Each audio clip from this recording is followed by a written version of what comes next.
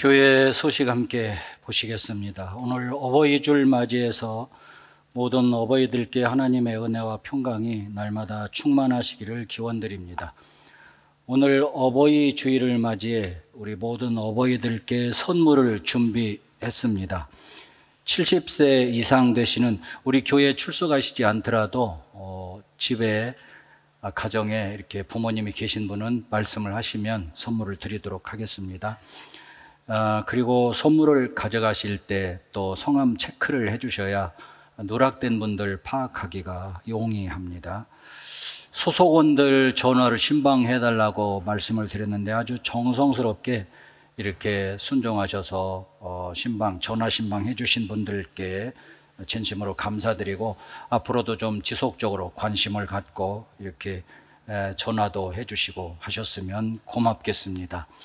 우리 성전 외벽 공사를 좀 이제 진행을 해야 되지 않나 싶어서 그래서 우선 색상을 우리가 선정을 하고 그 색상에 따라서 재질을 몇 가지로 나누어서 견적을 내주기로 했습니다. 그러니까 오늘 여러분이 혹시 우리 교회 외벽은 어떤 색상으로 했으면 좋겠다, 여러분 나름대로 좀 관심을 가지시고 저 뒤에 그 책상 위에 기호를 이렇게 표시하는 데가 있어요. 거기다가 나는 이 색상이 마음에 든다 하면 기호를 표시해 주시면 다수가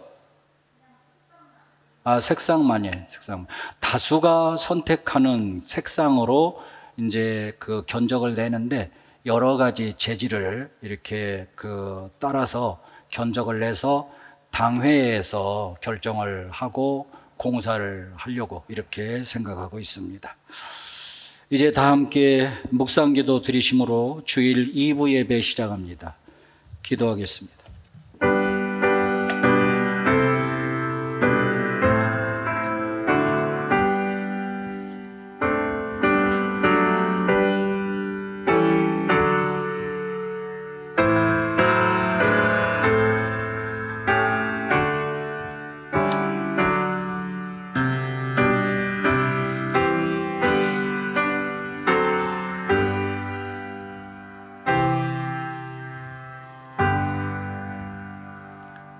하나님 예배 드립니다. 우리 모든 성도들 성전에서 혹은 가정에서 드리는 예배 기쁘게 받으시고 크신 은혜 사랑 베풀어 주옵소서. 예수 그리스도 이름으로 기원드리옵나이다. 아멘. 찬송가 579장 함께 부르시면서 하나님께 예물을 드리겠습니다.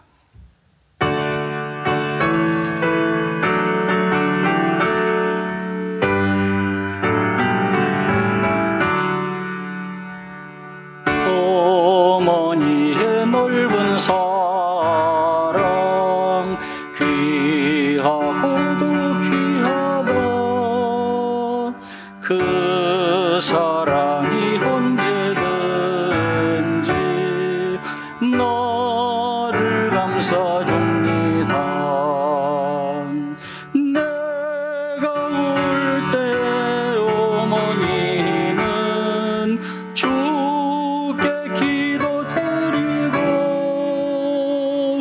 내가 기뻐 웃을 때에 찬송 부르십니다. 아침 저녁 읽으시던 어머니의 성경책 손때 남은 구절마다 모습 본 듯합니다. 믿는 자는 누구든지 영생함을 얻으리. 들려주신 귀한 말씀 이제 힘이 됩니다. 홀로 누워 괴로울 때 헤매다가 지칠 때 부르시던 찬송 소리 살아옵니다. 반석에서 샘물나고 황무지에 꽃피니 예수님과 동행하며 두려울 것 없어라. 온유하고 겸손하며 올바르고 굳세게 어머니의 뜻받들어 보람있게 살리라. 풍파많은 세상에서 선한 썩 쏘다 생명신에 흐르는 곳 길이 함께 살리라. 은혜와 사랑이 풍성하신 우리 아버지 하나님, 오늘 주님 앞에 나와서 드리는 모든 예배, 또 가정에서 드리는 모든 예배 하나님이 기쁘게 받으시고 한량없는 은혜와 사랑을 베풀어 주시며 하나님의 사랑과 손길을 삶 속에서 늘 체험하고 느끼며 담대하게 감사하고 찬송하며 살아가는 우리 모두가 되도록 도와주옵소서. 오늘 어버이 주일입니다. 이 땅의 모든 어버이들 하나님 사랑과 은총 가운데 붙들어 주시고 특별히 노래에도 아프지 않고 건강하게 살아가시도록 도와주시고 날마다 하늘나라 천국을 소망하시면서 감사하고 기쁨 가운데 살아가는 삶이 되도록 하나님이 꼭 붙드시고 동행하시며 도와주옵소서. 이 땅의 모든 소원 가운데 가장 큰 소원, 자녀들이 잘 되는 것이 소원인 줄로 압니다. 어버이들의 그 소원을 하나님이 들으시고 자녀들이 땅 위에서 다 잘 되도록 축복하여 주옵소서.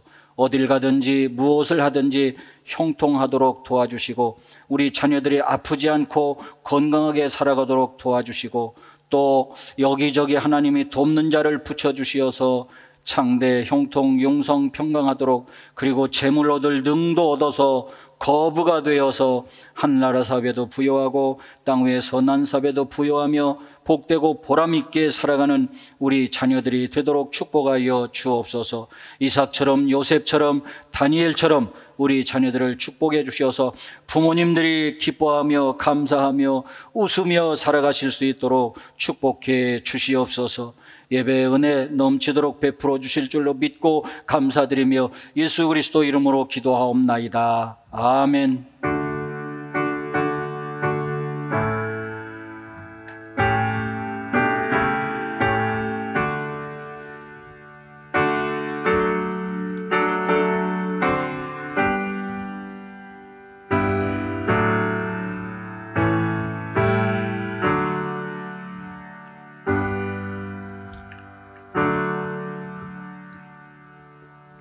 하나님 말씀 신명기 5장 16절 봉독해 드립니다. 너는 네 하나님 여호와께서 명령한 대로 네 부모를 공경하라. 그리하면 네 하나님 여호와가 네게 준 땅에서 네 생명이 길고 복을 누리리라. 아멘. 화면을 한번 보시겠습니다. 오늘 여러분 주보에 보시면 설교 제목이 안 먹고 안 자고 구로고 그렇게 표시가 되어 있는데, 구로라고 하는 말은 어떤 뜻이냐면 부모가 자식을 낳아서 수고하며 애쓰며 기르는 것을 구로라고 하고 그 은혜를 구로지은이라고 이렇게 말을 하죠. 그래서 안 먹고 안 자고 헌신하고 희생하면서 그렇게 자식을 낳아서 기르느라고 희생하신 우리 부모님들을 생각하며 오늘 주일을 지킨다, 그런 말씀입니다. 자, 화면 그림을 한번 보시겠습니다. 보시면 소라죠. 소라 껍데기, 소라 살은 없어요. 빈 껍데기, 이 속에 쭈꾸미가 들어가 있습니다. 왜 들어갔냐 하면 거기에서 알을 낳으려고. 그래서 이 쭈꾸미는 이 소라 빈 껍데기 속에 들어가서 수십 개 알을 낳습니다. 그리고 알을 낳은 다음에 무려 50여일 동안이나 그 알을 안 먹고 안 자고 지킨답니다.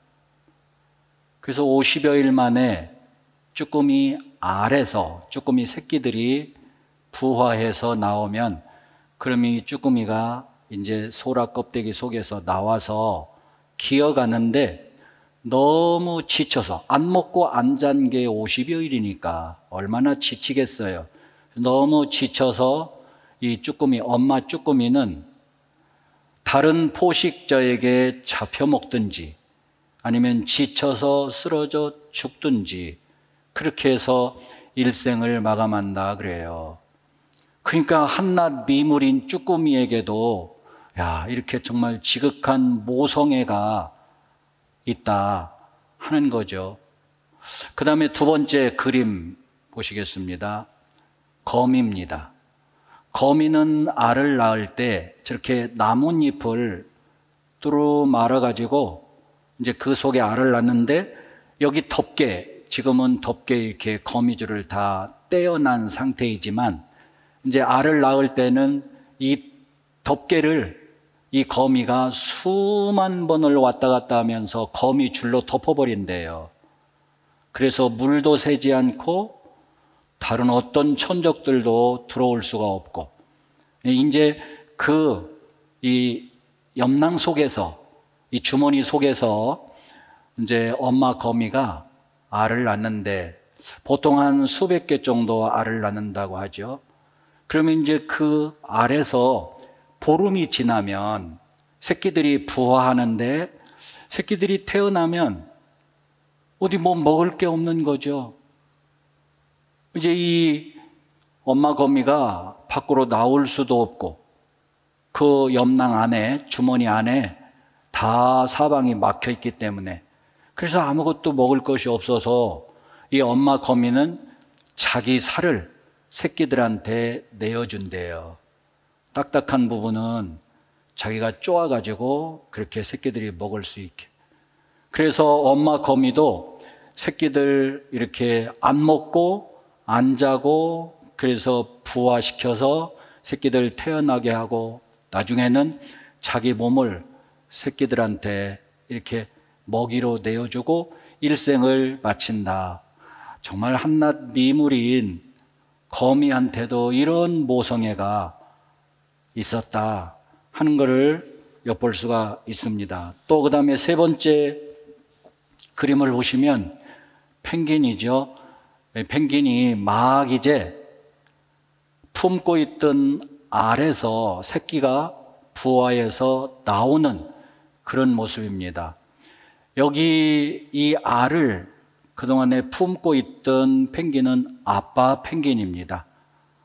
엄마 펭귄이 알을 낳으면, 그러면 그 알을 아빠 펭귄이 자기 두 발등 사이 그 위에다 알을 올려놓고 무려 58일 내지 2달 가까이 이렇게 5월 중순부터 7월 중순까지 움직였다가 알이 둥글면, 그러면 그 영하 40도에서 60도를 오르내리는 그 혹한에 금방 알이 얼어버리니까, 그야말로 이 아빠 펭귄도 그 알을 끝까지 잘 보호해서 새끼가 잘 태어나게 하려고 안 먹고 안 자고 그렇게 2달 동안을 꼼짝없이 서 있는다는 거예요.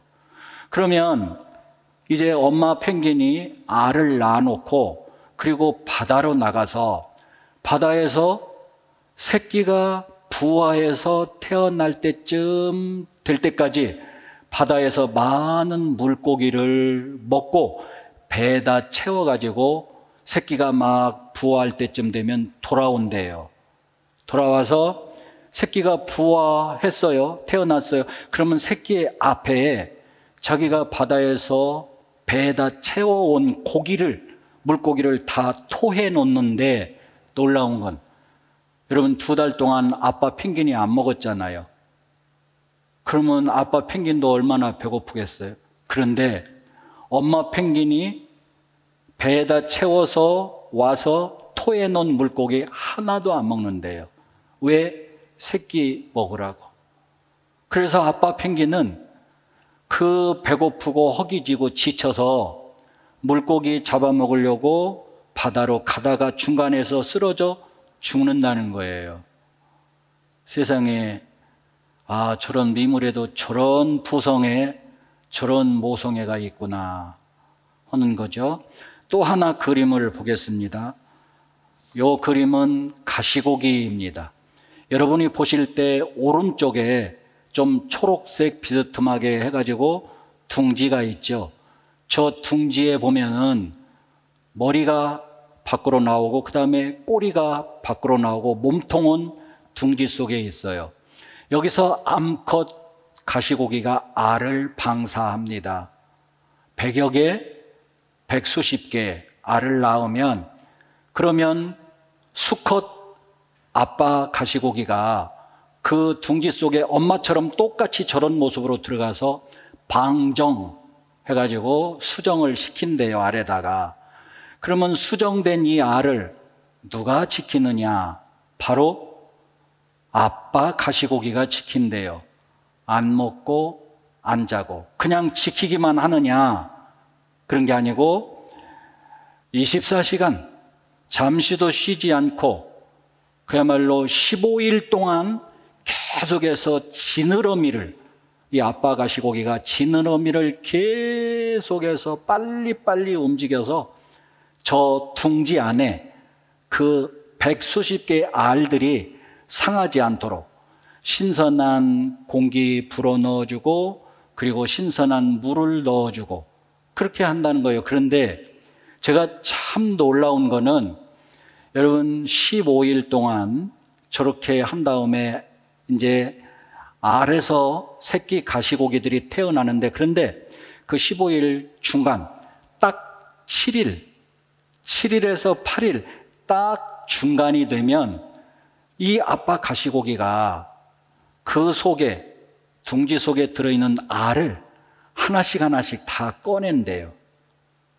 꺼내가지고 다시 들여 넣는데 맨 위에 있었던 알은 맨 밑으로 가고 맨 밑에 있었던 알은 맨 위에 가고. 여러분 어떻게 그렇게 할 수 있을까요? 저 가시고기가 어떻게 7일을 안아요?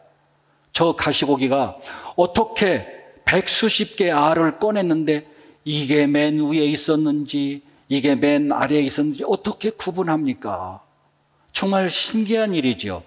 틀리지 않고 정확하게 그렇게 구분해서 이렇게 바꿔놓는데 위와 아래를 상하지 않도록, 신선하도록 그렇게 해가지고 15일이 되면 그러면 이제 알에서 새끼 가시고기들이 부화해서 태어나는데, 그때쯤 되면 아빠 가시고기는 색도 바래고 온 몸이 너덜너덜 다 헤어진대요. 너무 지쳐가지고. 그러면 이 새끼 가시고기들이 바로 아빠 가시고기의 그 너덜너덜한 살점들을 먹고 거기서 자라서, 그래서 힘을 얻어서 지느러미를 움직여서 큰 물로 나간다는 거죠. 독일의 한 동물학자가 그런 얘기를 한 걸 읽어봤어요. 이 세상에 뭐 포유류든 어류든 곤충이든 모든 살아있는 것들 중에서 부성애, 아버지의 사랑이 가장 큰 것이 바로 가시고기가 아닌가, 이렇게 생각한다고 하는 그런 글을 읽어봤습니다. 자, 여러분, 이런 미물들의 부성애와 모성애를 불어넣어 준 건 무엇일까요? 그 부모들이? 조상들이? 누가 이런 미물들에게 모성애와 부성애를 넣어줬을까? 어떻게 해서 그런 모성애, 부성애가 생겨났을까? 자, 화면 한번 보시죠. 로마서 1장 20절에 보면 이 세상이 지어지는 창세로부터 하나님의 보이지 아니하는 능력과 신성이 그가 만드신 만물에 다 들어있어. 하나님께서 담아 놓으셨어요.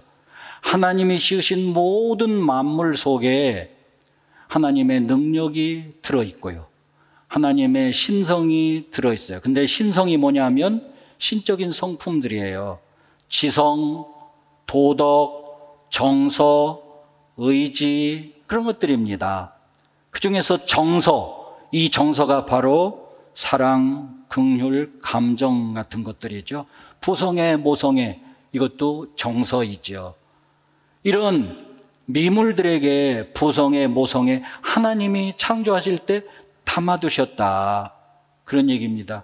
그런 부성애, 모성애, 미물들에게만 담아두신 게 아니라 우리 인간들에게도 마찬가지죠. 우리 인간들도 그렇게 지극한 부성애와 모성애를 하나님께서 사람을 처음에 지으실 때 담아 놓으셨다 하는 얘기입니다. 그래서 우리들이 효도한다 그럴 때 이렇게 우리를 사랑하신 부모님의 그 사랑에 보답하는 게 이게 효도 아니겠어요?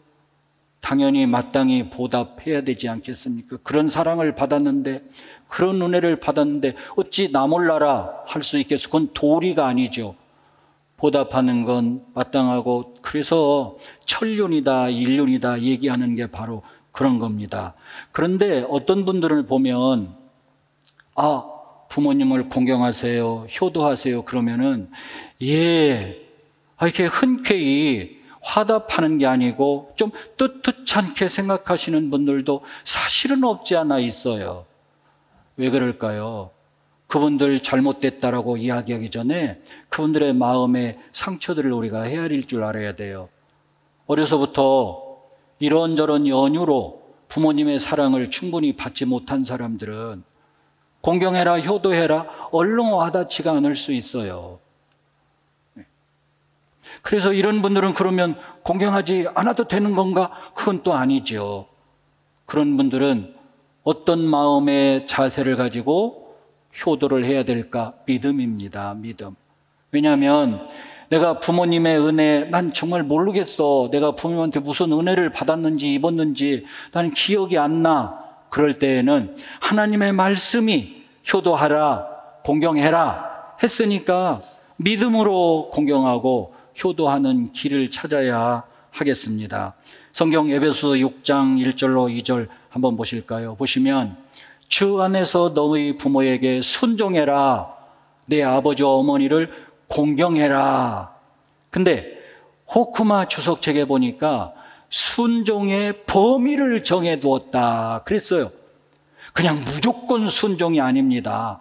그냥 무조건 순종해야 되는 게 아니고 순종의 범위를 정해두셨는데 주 안에서라는 거죠. 말하자면 잘못된 생활이나 잘못된 삶이나 잘못된 신앙, 이교도라든지 이단이라든지 이런 것들에 대해서까지도 순종하라는 것은 아니다, 이렇게 주석을 했습니다.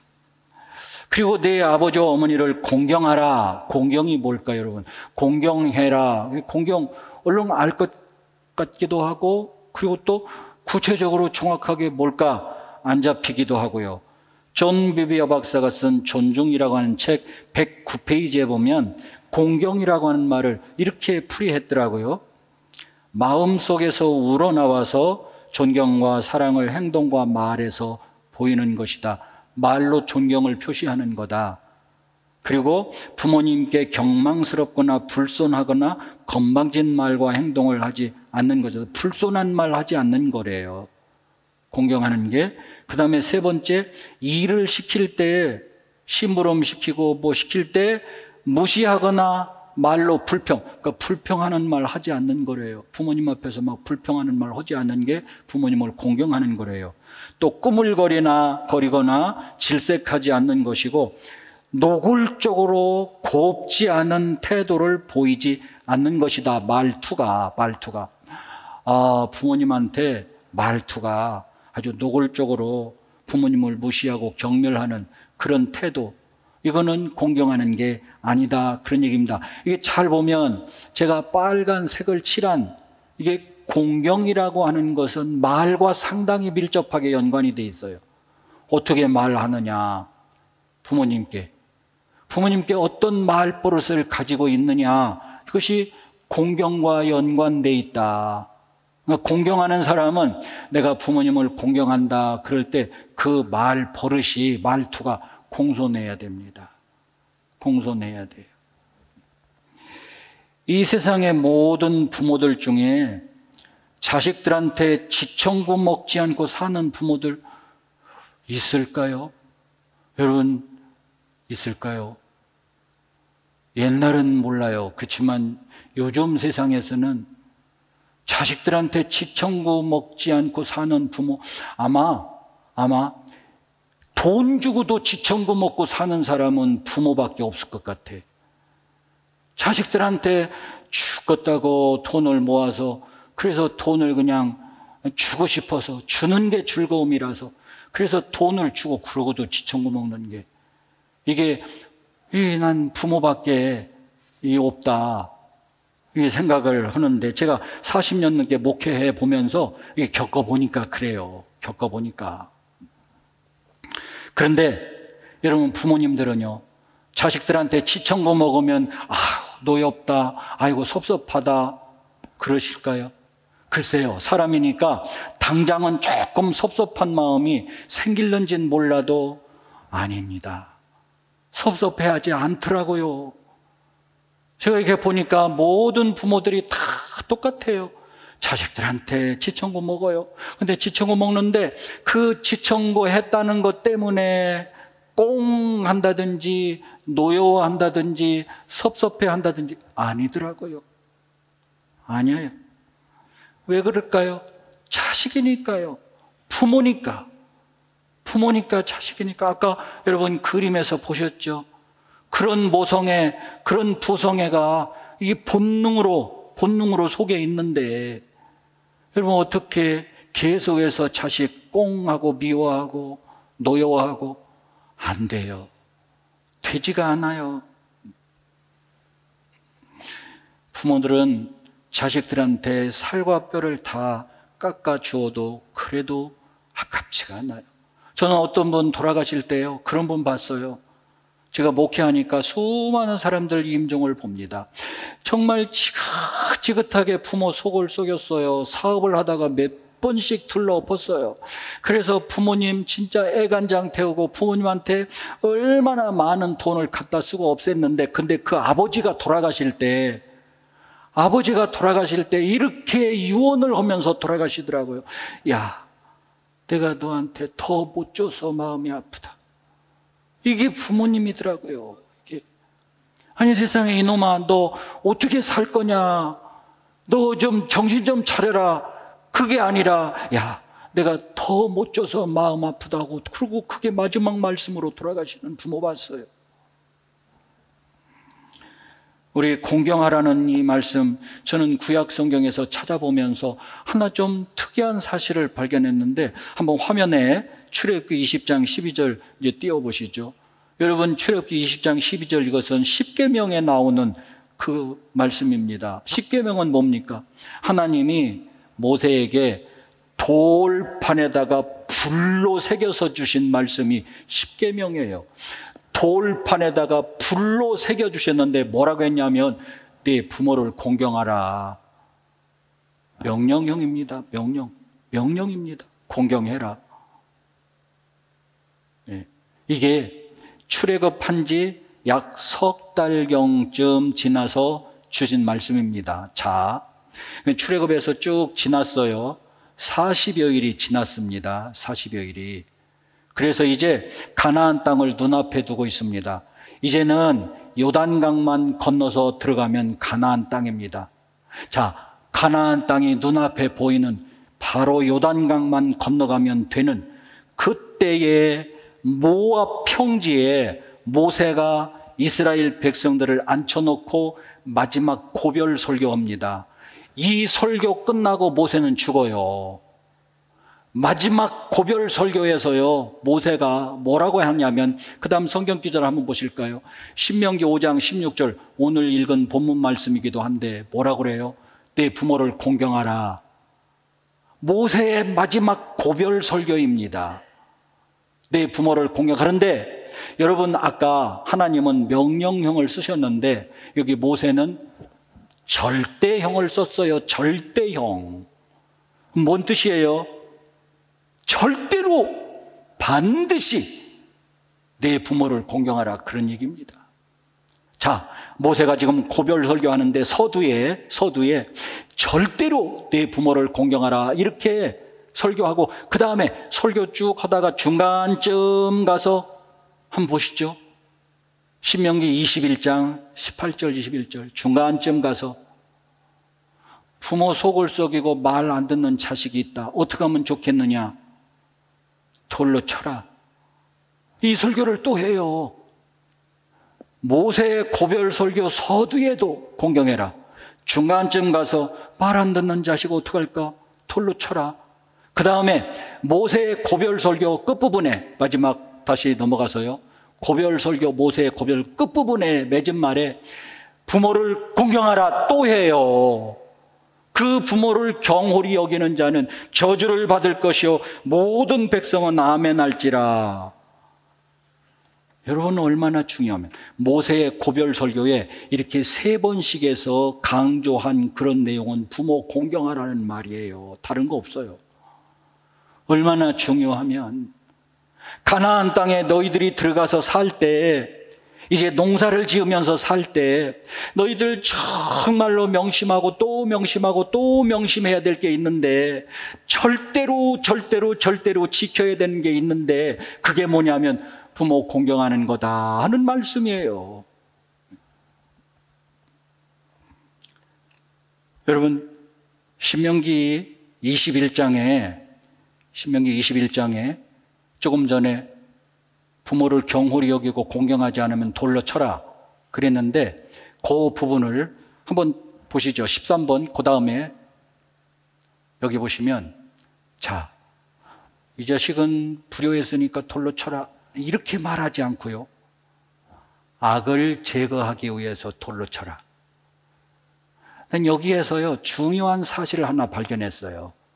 그건 뭐냐면, 만약에 이 자식이 불효했기 때문에 돌로 쳐라 그러면 자녀에게만 국한되는 말씀입니다. 신명기 21장은 자녀에게만 국한되는. 그런데 악을 제거하기 위해서 돌로 쳐라 이렇게 말씀하셨기 때문에, 그렇기 때문에 자녀에게만 국한되는 말씀이 아니라 부모에게도 적용이 되는 말씀이다. 그러니까 뭔 얘기냐면요, 그 다음 넘어가서요, 뭔 얘기냐면 이런 얘기입니다. 부모가 자녀를 학대했다, 폭언을 했다, 나쁜 짓을 일삼는다, 이것도 악이거든요. 이것도 악이에요. 이 악도 제거해야 한다는 거죠. 자녀의 불효만 제거하지 말고 부모의 악도 함께 같이 제거해라. 이것이 바로 신명기 21장 모세의 설교의 진의이다, 그런 말씀입니다. 여러분 부모님도 공경받을 만해야 해요. 부모님이 그렇게 악을 행하면서 그러면서 야, 너 성경에 공경이라 했으니까 공경해, 이건 안 되는 거죠. 안 되는 거. 자녀들도 마땅히 절대로 부모를 공경해야 하지만 부모들도 공경받을 만해야 한다. 충북 제천에, 이거는 이중표 목사님 설교집에 있는 실화입니다. 제천에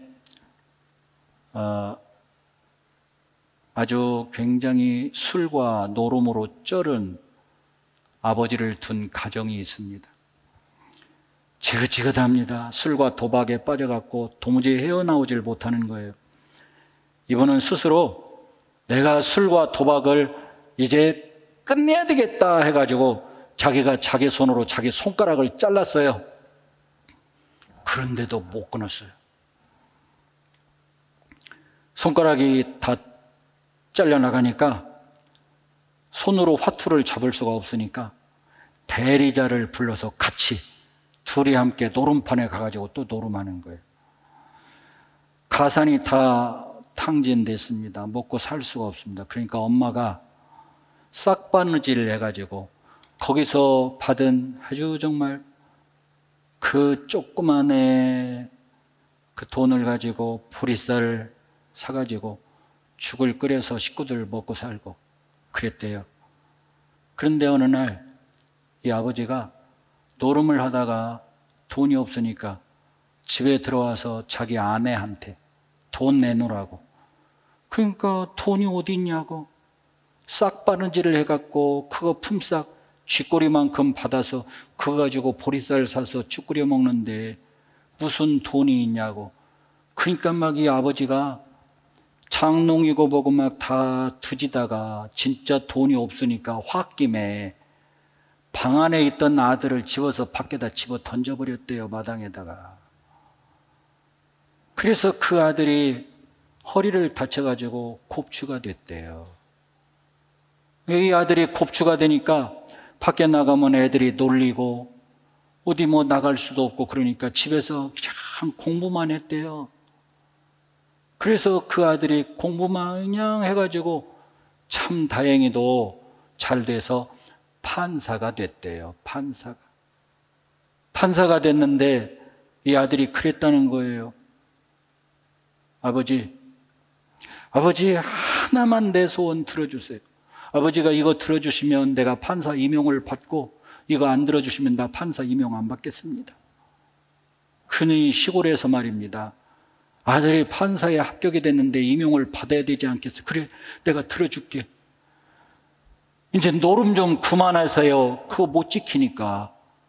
그거 안 하고 저하고 함께 교회 나가요. 저하고 함께 교회 나가요.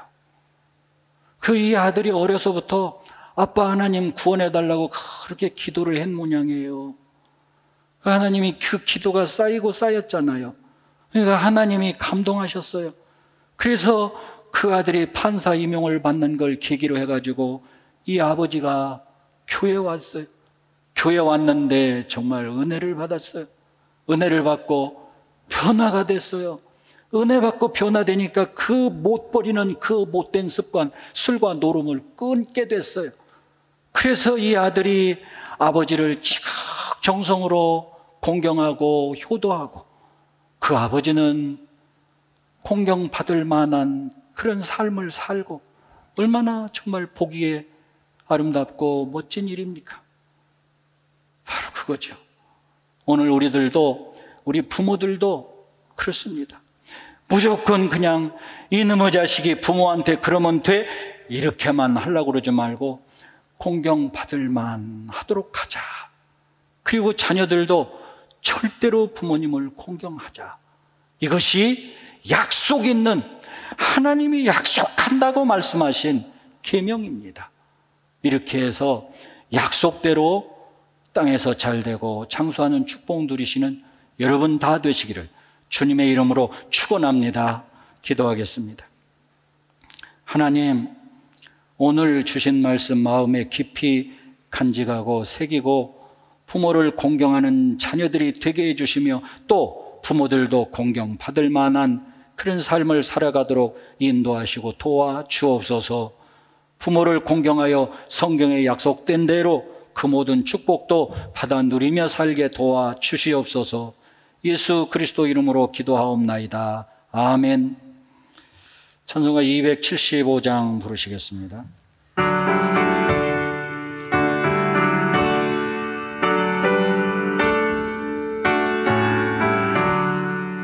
날마다 주와 멀어져 그 크신 사랑 버리고 방탕한 길로 가다가 어머니 기도 못 잊어 나 집에 돌아간 어머니 기도 못 잊어 새 사람 되어 살려고 나 집에 메마른 들과 험한 산 갈 바를 몰라 헤매며 영죽게 된 지경에서 어머니 기도 못 잊어 새 사람 되어 살려고 나 집에 돌아갑니다. 내 죄를 담당하신 주 새 소망 비춰주시니 내 기쁜 정성 다하여 주 이름 찬송하겠니. 나 집에 돌아갑니다. 어머니 기도 못 잊어 새 사람 되어 살려고 나 집에 돌아갑니다.